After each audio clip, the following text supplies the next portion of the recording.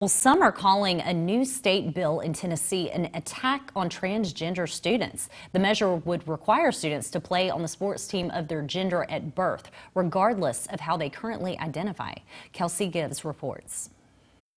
This is about ignorance, hate, and discrimination. Chris Sanders with the Tennessee Equality Project is talking about a new bill introduced by State Representative Bruce Griffey. The bill would require Tennessee student athletes to participate in sports based on their sex at birth. It is insulting to trans youth. It is an attack on them.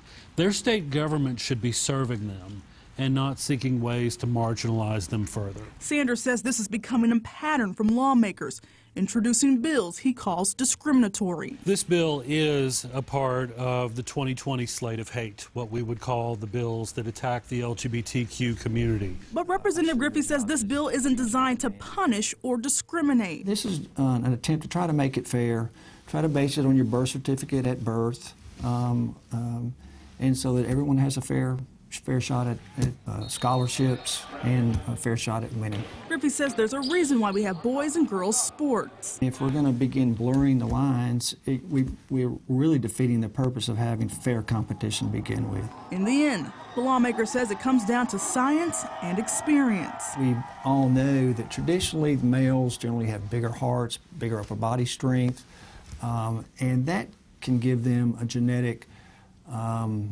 advantage when competing against women in a number of sports. If schools are caught willfully violating the guidelines under the bill, they could lose state funding, be disqualified, and forced to pay a $10,000 fine. The issue is animus and lack of understanding of the trans community.